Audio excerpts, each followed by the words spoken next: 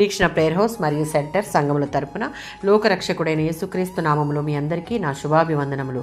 ఈ దినపు దేవుని మాట హెబ్రీయులకు రాసిన పత్రిక 9వ అధ్యాయం 15వ వచనం. వారు నిత్యమైన స్వాస్థ్యము. పాత నిబంధన మానవ జాతి పాపాలకు హృదయాలకు శుద్ధిని కలుగజేయలేకపోయింది. ఈ కారణాన క్రొత్త నిబంధన ద్వారా యేసుక్రీస్తు రక్తం చిందించాల్సి వచ్చింది. మనందరి పాపముల నిమిత్తం రక్తం చిందించుటకు ఆయన శిలువలో బలియాగం అయ్యాడు. యేసుక్రీస్తు తండ్రి అయిన దేవునికి పాపములో ఉన్న మానవుని మధ్యవర్తిగా ఈ లోకానికి రావడం, ఆయన పిలుపునందుకుని రక్షించబడిన వారికి నిత్యమైన స్వాస్థ్యమును గురించిన వాగ్దానం లభించాలని దేవుని యొక్క మహోన్నతమైన ఉద్దేశం అయిన ఉన్నది. హెబ్రీయులకు రాసిన పత్రిక 3వ అధ్యాయం 1వ వచనం. అందువలన రక్షణ పొందిన వారిని పరిశుద్ధ సహోదరులారా అని ఇక్కడ పిలుస్తున్నాడు. వారి హృదయాలు మనస్సులు రక్షకుని వైపుకు త్రిప్పి యేసుక్రీస్తు మీద లక్ష్యం ఉంచాలి అని రచయిత పిలుపునిస్తున్నాడు. 1 తిమోతి పత్రిక 2:5.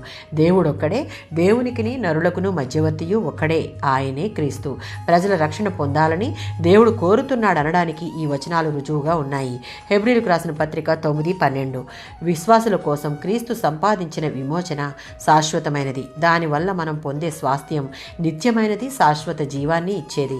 యేసుక్రీస్తు తన రక్తాన్ని పణంగా పెట్టి ఆయన మనలను కొనుక్కున్నాడు. ఈ బలియాగంలో ఆయన చిందించిన రక్తం మన పాపములకు పరిహారంగా చెల్లించబడి విమోచన ఇచ్చింది. మన పాప క్షమాపణకు ఏకైక ఆధారం.